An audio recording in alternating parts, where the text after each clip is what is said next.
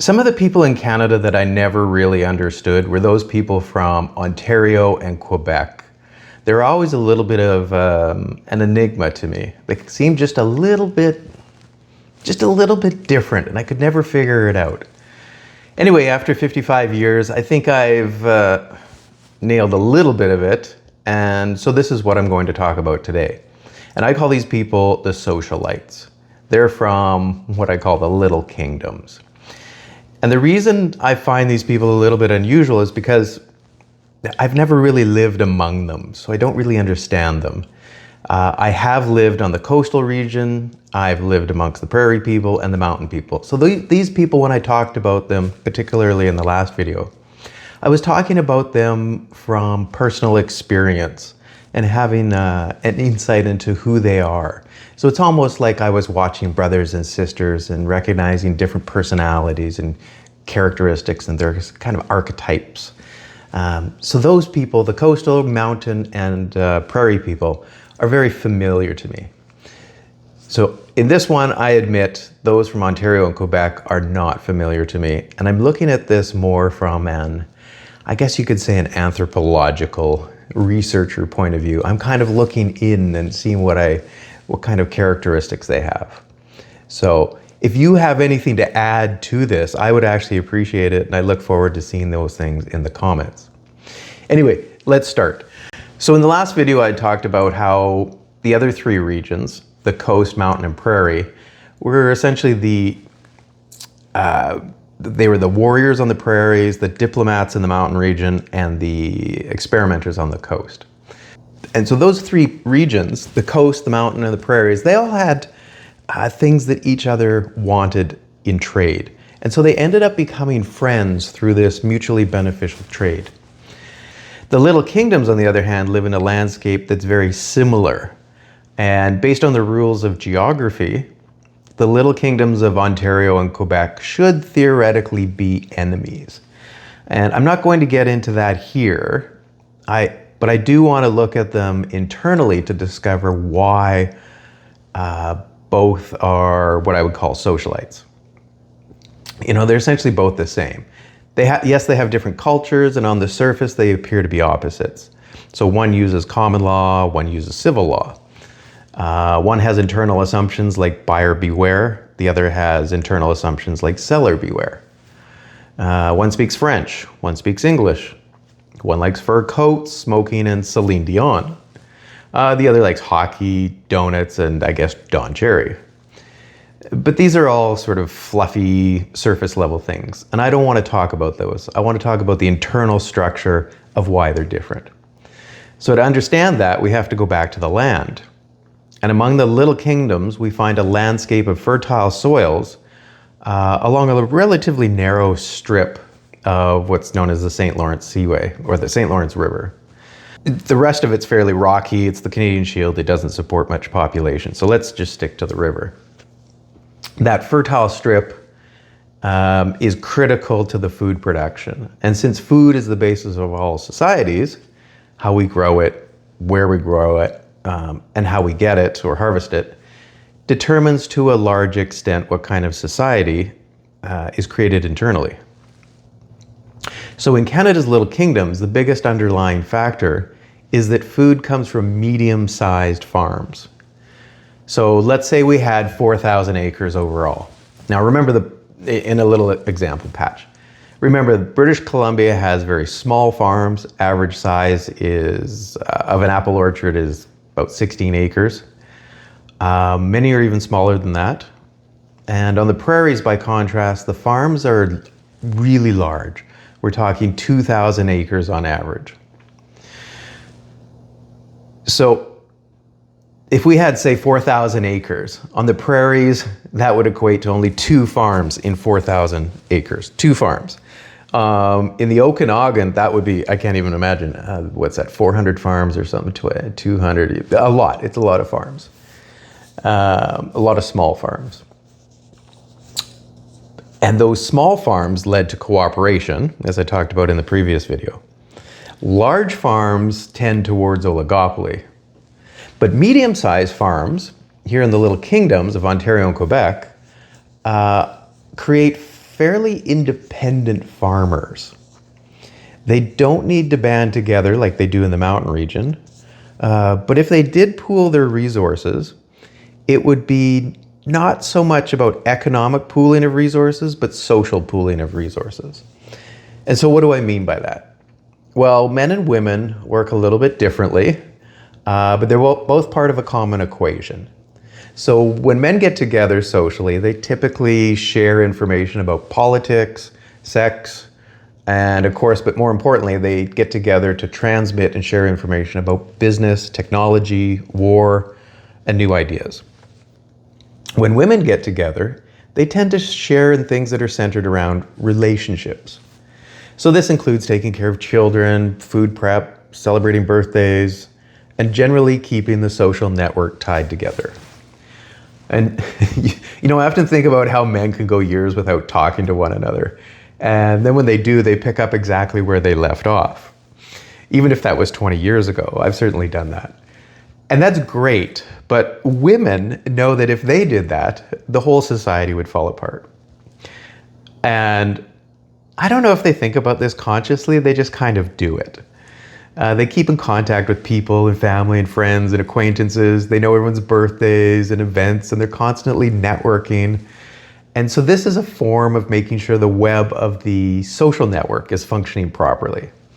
But men, on the other hand, build things and keep them running. Plus, they create new ideas for the future of society.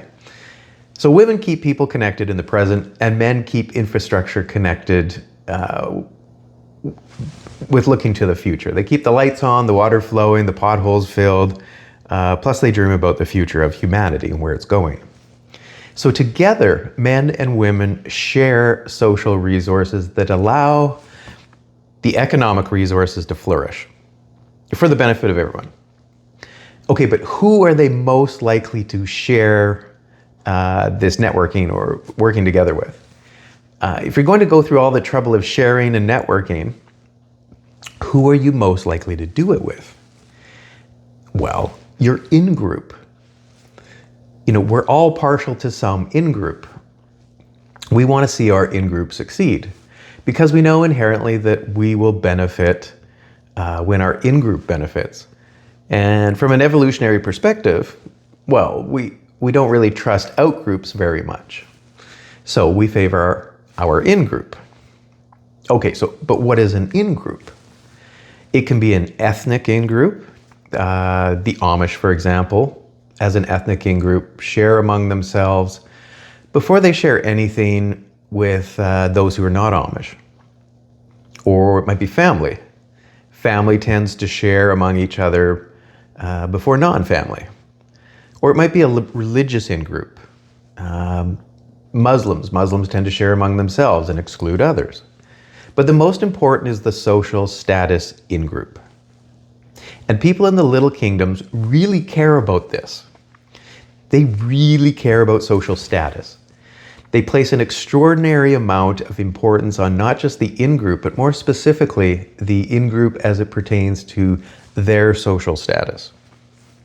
And what I mean, for example, is let's say we have a man who maybe comes from an old order Mennonite background, and he becomes a really good businessman.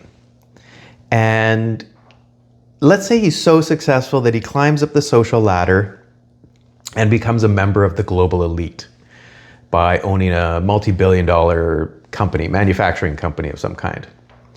Is he going to favor his Mennonite ethnic in-group, or will he favor his economic social status group?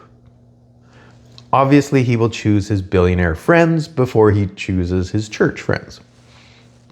He'll still be friends with his church friends, there's no doubt about it, but he will favor his billionaire social in-group. So social status is super important here. And I should note that social status, class standing, and so on are not that important in other societies. In the mountain region, for example, it's less important, but in the kingdoms, it really is important. And there's a reason for this obsession with social status, class, social rank, or whatever you want to call it. So let's go back to the farm to see why. So these farms, which are medium-sized, They're not so small that farmers are forced to pool their economic resources into a collective organization, kind of in the same way the mountain people have to do. And the farms of the kingdoms are not so large that only a few people own everything and everyone else owns nothing. The kingdom will have a middle class. So to understand the kingdom, let's go to the place where the farmers sell their goods, the farmers market. And here you find all the farmers are competing for access to customers. And they're always thinking, well, how do I get more customers or better customers or richer customers? So the individual farmer is always looking for better access. And that's the key word, access. He wants the best spot, the best table, so he can sell the most products he can that day. Now, not every location in the market is equal. Some are better than others. But if a farmer can get the best location, he's guaranteed to sell more than if he had the worst spot in the farmer's market. This is kind of obvious. So he knows that he wants to be second or third table from the front door where the most people walk into the big market building, like say St. Jacobs in Ontario. And he doesn't want to be the first because customers are just looking at that point. So they're coming in the door, they're not ready to stop and buy anything. So they go right past the first table. So the astute farmer knows he needs to be set up a table that's maybe second or third, possibly fourth. And he can't be so far away from the main entrance that customers will have already spent their money by the time they get to him. So how does he get that ideal spot? He needs an edge up on all the other farmers in the building. So how does he get that edge, that advantage? Well, maybe if he got onto the farmers market board of directors, he would have access to choose his table. Now that could be a way to get an edge up, so to speak, but how is he going to get onto the board of directors? Again, he needs access. So he needs to be part of the in-group. And he could maybe be manipulative and try to pay off the manager of the farmers market, but anybody can do that. And that's not really a good option. So it would be much better if, say, he was good friends with the manager. If he was friends, he would have a better chance of getting voted onto the board of directors at the very least. And if he was just buddy-buddy with the director or the manager, then the manager might one day say to him, hey, you want the third table from the front door? You got it. See you at church on Sunday. So it'd be something like that. And it's see you at church on Sunday, which is the key point right there. That's the secret. If the manager running the farmer's market and the farmer both belong to the same social in-group, then the manager is naturally going to favor or be inclined to help a fellow in-group member. Now, this is not just happening in church, it's kind of happening everywhere. But the farmer is looking for access, and that's the key point. In fact, everyone in this society is looking for access above them. So they're all trying to move up a social ladder. They want to make it big. They want to succeed in life, et cetera, et cetera. So this jockeying in rank is happening everywhere in the kingdom. And jockeying is all about access to resources. And this could get really chaotic if there weren't clear signals about where a person sits on the social ladder. I mean, this whole thing would work better if there was a well-understood hierarchy. And there were rules about who gets to go up, who stays, and who goes down. So in this system, ideally people get access because they have something valuable to offer. But in reality, there's upward mobility through connections within the in-group going on at the same time. So let's call this merit versus manipulation. Some people are rising up because of merit, and some are rising up because of manipulation. So the best societies work when there is more merit than manipulation. But manipulation is always going to be there. Now, whether merit or manipulation, the whole system inherently understands that people are unequal. Some offer more, some offer less. So the best way to organize this whole system is through a hierarchy. the best people theoretically will rise to the top, and the worst, those who offer very little, are on the bottom. It is by no means perfect, and it comes off as unfair to some, but it does work at stratifying valuable resources that can rise to the top and less valuable resources go to the bottom, at least initially.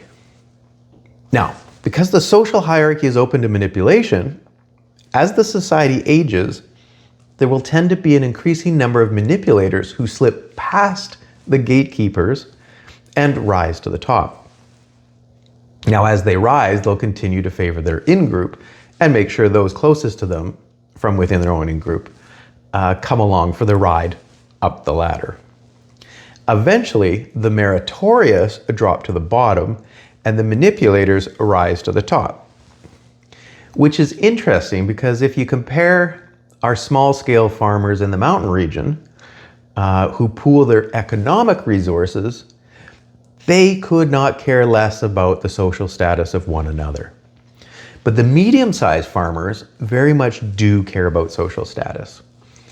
So, like in the interior of BC, for example, among the mountain people, the farmers and orchardists care very little about the beliefs and the religions of other farmers, so long as everyone is able to work together economically. That's what really matters. So as long as the Hungarian or Sikh or Portuguese immigrant orchardist can pool their economic resources together, they leave each other alone religiously and socially. But in the kingdoms, religion, social club memberships, and status matter a lot. Okay, so if we go back to the farmer's market, the farmer, he starts selling a lot of stuff and making some good money because he's got the ideal spot. And he starts to make a lot of friends with people on a slightly higher social rung. So he rises up. And he starts playing tennis at the local club where the other wealthy farmers go. Maybe he buys a new car just like the one other people at the local social club drive. He dresses a little better. And now he's on the new social rung. And so what he's really going to be doing, though, once he gets there, is he's going to start to be concerned with two things. He'll be looking up at the next rung and planning on where to go. And secondly, he'll be worrying about those below him that might try to take his place. So he has to defend against those below him. But he has some help. Since he has successfully climbed the ladder to a higher rung and is now hanging out with similar people on that particular rung, they will all want to make it difficult for those below to join. So they work together to do this. So they might limit access to others in some way. Say they increase club fees, they speak with a different accent, they go to restaurants that others below them can't afford, they drive a fancier car. In other words, they signal to everyone else in the same club that they're on the same rung together. And since they're together, they'll signal a conformity and allegiance to one another. So the social class will tend toward homogeneity within. And this homogeneity of the social class appears as recognizable signals. So it's not just the car one drives, but everyone belongs to the same religion, the same political party. They wear the same designer clothes. They have the same beliefs in public. They speak the same way, and so on. So this solidarity within the social group is really important. And if you think about, let's go to the Amish again as a really good example. They have a way of living that is very clearly laid out. If someone in the group goes against the norm, they're expelled from the group. Enforcement of homogeneity within the social group is really important. And enforcement is made really obvious to everyone. Because clothes, cars, and clubs are not enough. They must also participate in common bonding rituals. And so these rituals, the rites of passage, ceremonies, tend to be increasingly elaborate the higher up the social ladder one goes. The British with their class system, or India with its caste system, are really good examples of this. People define themselves by the position on the social ladder. And some are proud of their position, some are not. I find it interesting how many British people will describe themselves proudly on the bottom, and they take great pride in saying they're working class. It's a term that seems odd to me, to be honest, but looking in from an anthropological perspective, I guess you could say, I kind of understand how it makes sense to them.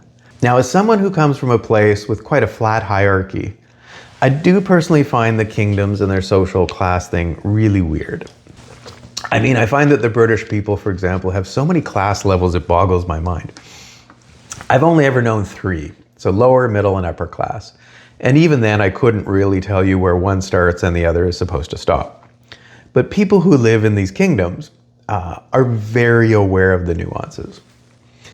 Okay, but otherwise, let's take an obvious look back at the little kingdoms and what they show in very obvious ways. One of the most obvious is the military, the structure of the military. It's a hierarchical structure. So everyone knows their place on the rungs, and if you're not sure where you stand, you can always look at the stripe on someone's uniform to instantly know where you stand in relation to that person. So when a soldier shows merit, he rises up. He moves up rank, and then there's a ceremony to announce the change.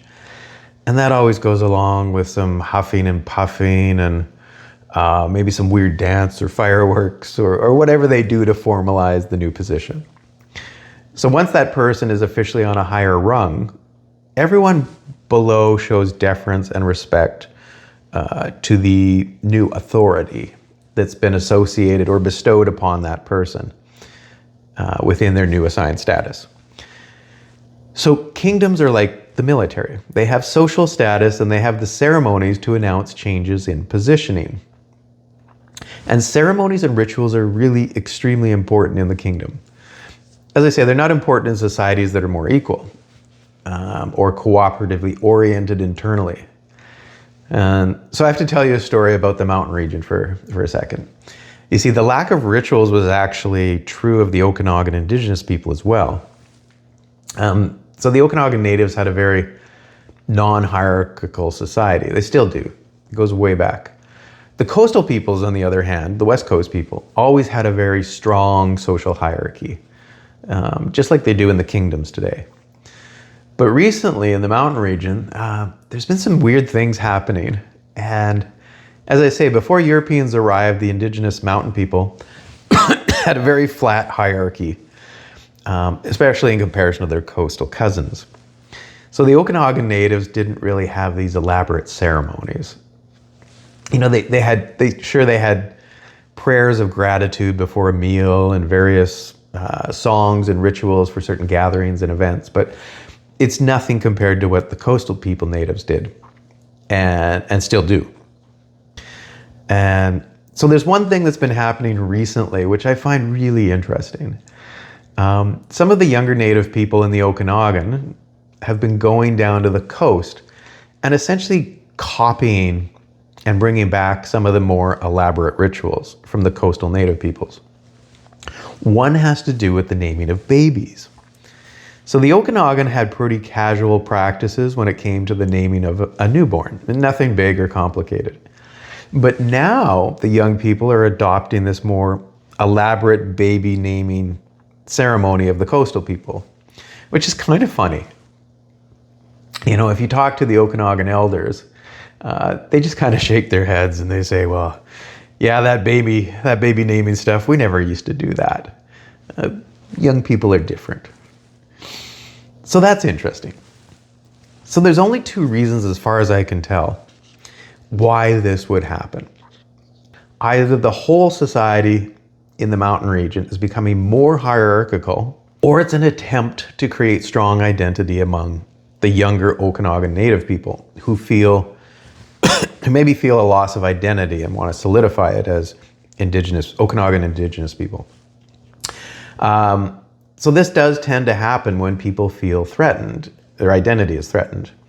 They turn to doing things that make them feel special or unique. And it usually involves creating complicated rituals, rites of passage or whatever.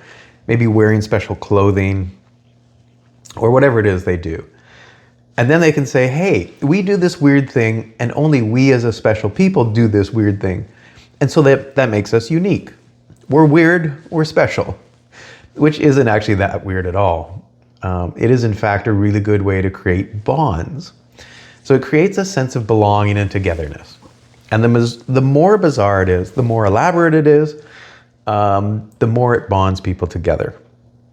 And the same is true in the kingdoms. Rituals and ceremonies mark the social status internally, and it bonds people together. It bonds the social status rung, but it also creates a clear identity for a single kingdom. So it helps to have these ceremonies and rituals which differentiates the kingdom from neighboring kingdoms. Another way of doing this is, say, having different languages. If one spoke English and one spoke French, that would be great. One could have rituals that are Protestant in origin, and one could have rituals that were Catholic. Fantastic. So the little kingdoms have thus differentiated themselves. Superb. This is superb. By the way, even though I use the word kingdom, it actually applies to other societies as well that are called something else like a republic, or even some dictatorships too. Americans from the Union North are part of this. They live in a kingdom, even though they don't call it that. That's actually what it is. It's a kingdom. They have the internal structure of a kingdom. If we look at that American North through the lens of a kingdom, it makes sense that you would have these societies with internal structures that's based on distinct social hierarchies. So everyone on the ladder wants to climb up to the next rung. Some are stuck on their own rung, or as the British would say, they are at their station in life. So this remains true until they can offer something better to those immediately above them. New ideas, new invention, loyalty, money, sex, leadership, health, access to new business ideas or opportunities or whatever. So these are a few things that propel social mobility. But this problem, this system has a really big problem.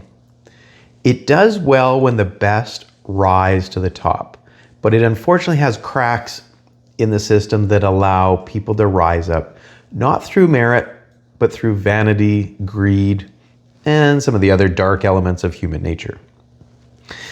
So someone can want to go up the social ladder and they could show how much they offer in terms of merit, or they could resort to the shadow side of human nature.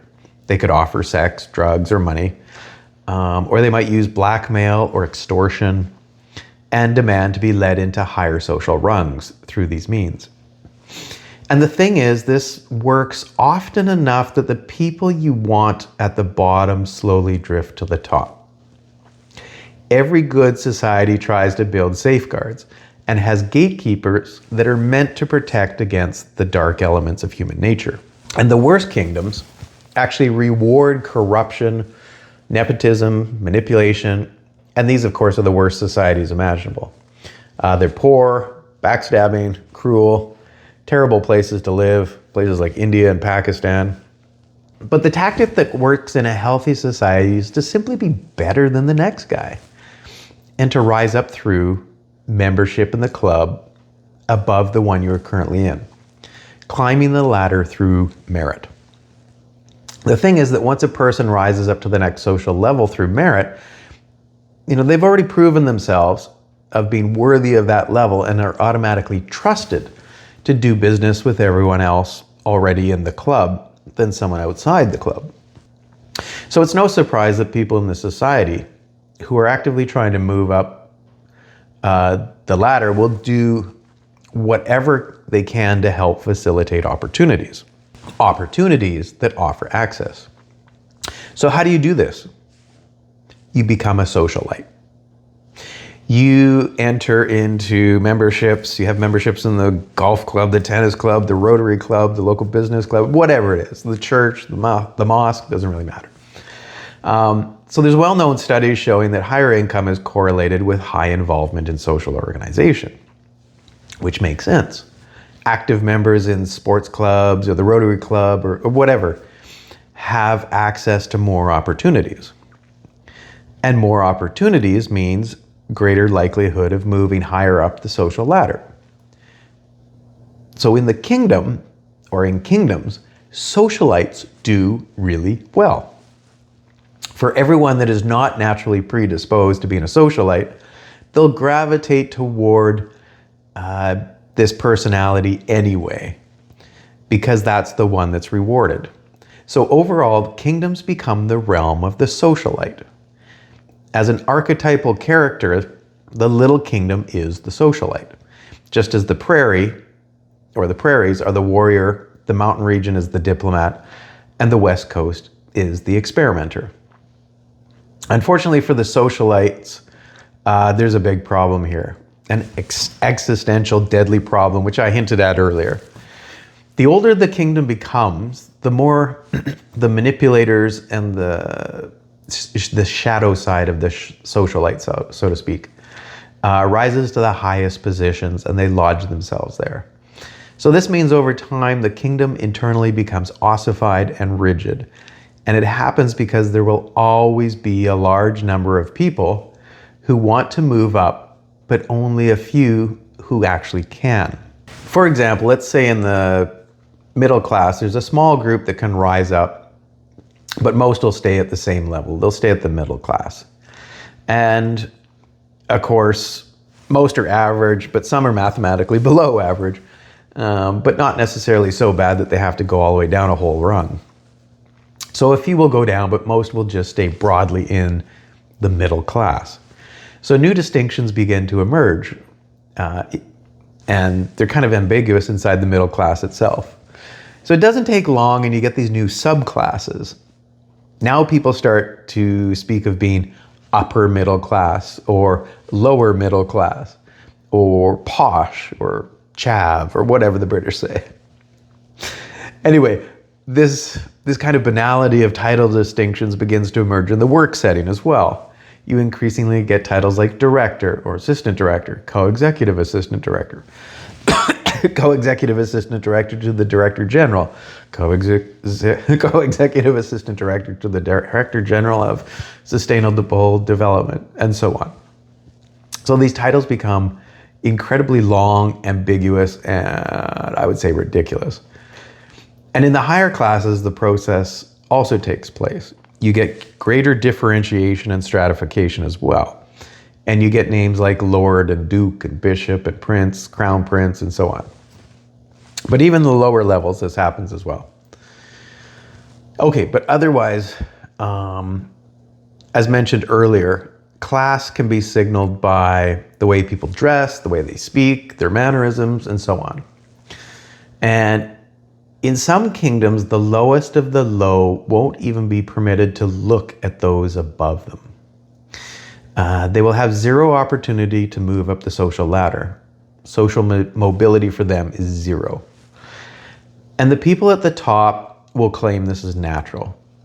When you see this situation, it's a sign of a very old and very ossified kingdom.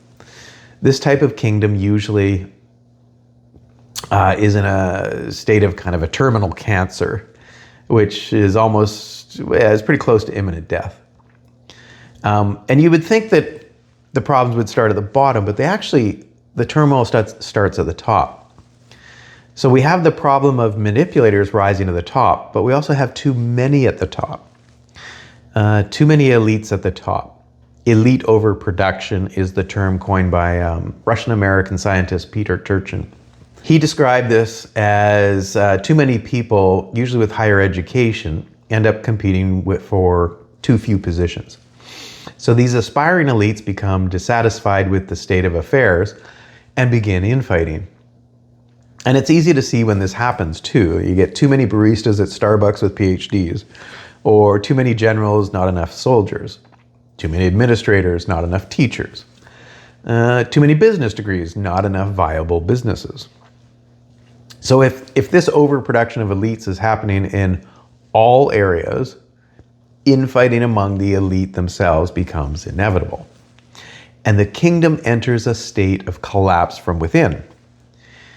The internal unrest, civil war, or whatever you want to call it, it is almost impossible to stop. So this is really important to recognize. Kingdoms often collapse from internal dynamics, not external factors. Now, once the unrest and violence works its way through the whole system and everything gets cleaned out with a revolution or whatever it is, the internal rot is removed. The crooks, the manipulators are hanged or shot or whatever happens to them. You get a benevolent core group that arises again. Then a new kingdom starts all over.